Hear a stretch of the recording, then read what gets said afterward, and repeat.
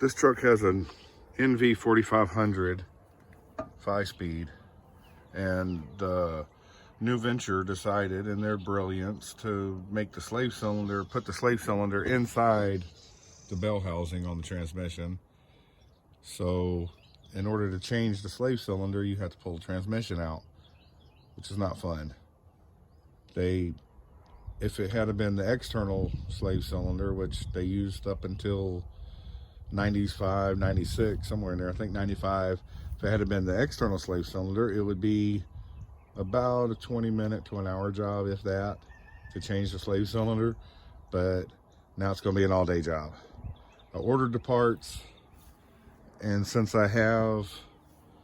gonna have the transmission out and this truck has 300,000 miles on it, I don't have any issues with the clutch, but I'm going to go ahead and change the clutch disc, simply because the transmission will be out and it'll be easier to do that. I'm also going to change the master cylinder, which is right here, is the master cylinder. I'm going to change that. I'm going to have to get the cruise control out of the way, which is only 3 screws to get that out of the way.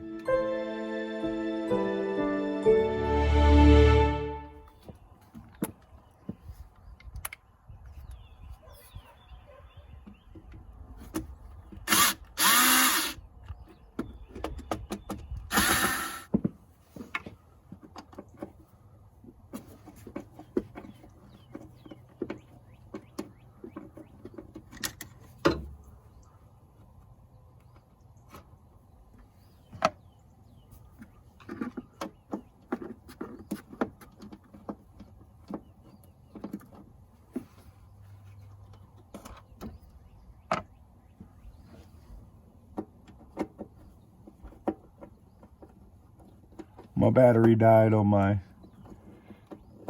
drill, so I'm doing this by hand, the old-fashioned way, while the battery charges.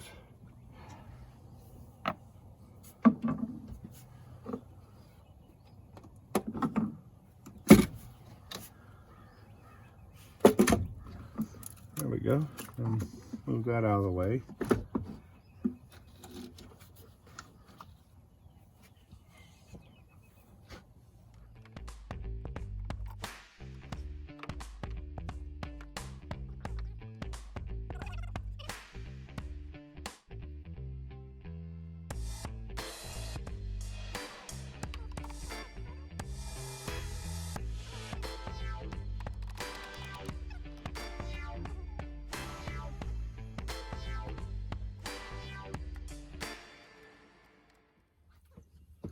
Well, I got it out, and it was a little bit more, it was quite a bit different than what I was thinking to get it out.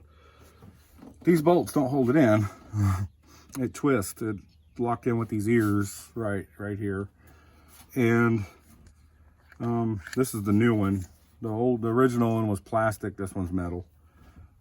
And the rod has a new rod, and the rod is all metal and not any plastic like the other one. And this is the switch for this switch here goes on the rod like this. And this is so that you can't start it without the clutch being pressed, and it turns off the cruise control when you press the clutch. So that's got to go back on. Now you can't put this rod back into the master cylinder before you put it in the firewall, because once you get it in the firewall, or once you put this rod in, then you can't get it back out without tearing it up. It locks into this metal thing, and once you get it in, it's in. So I'm going to reassemble it and put it all back together. Then I'll be ready to move into pulling the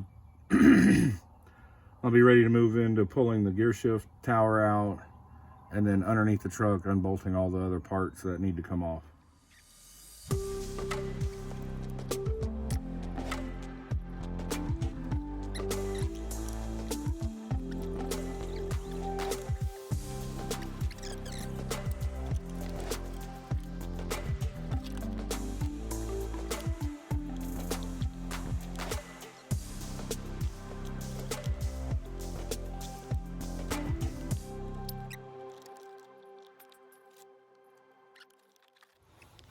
pulled the drive shaft out, and this is a pain in the butt, but I got to take those 4 bolts. There's 2 on this side and 2 on the other side.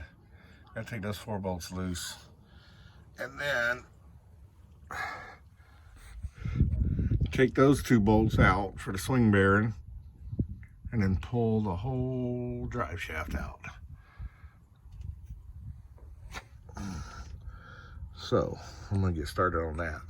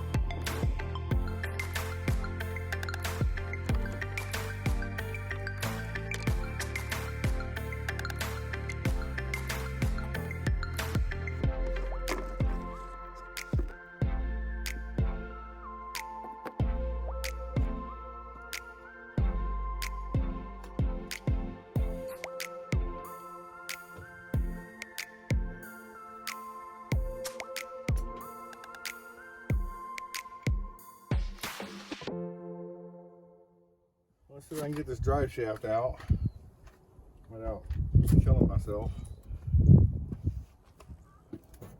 You definitely don't want these caps to come off the U-joint. So I'm going to use some electrical tape here and tape up these caps so they don't come off, because they will spill the little needle bearings all over the place.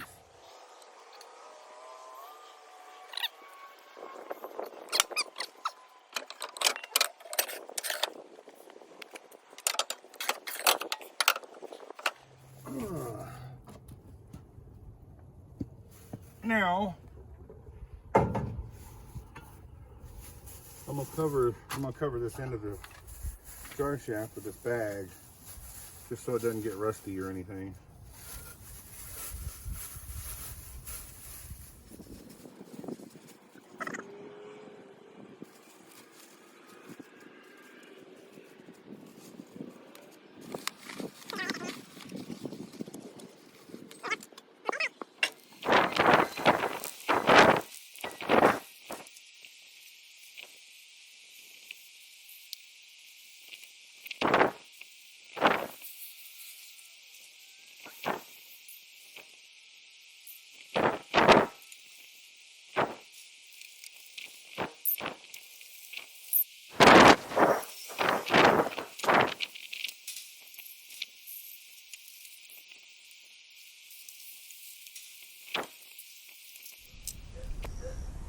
It's been a lot of work, but the transmission's back in. Re-greased all the U-joints.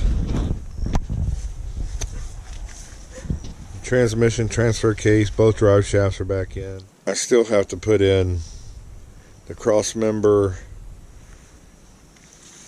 and the mount that holds up the end of the transmission. Once that's done, we get to move on to something a little bit more fun.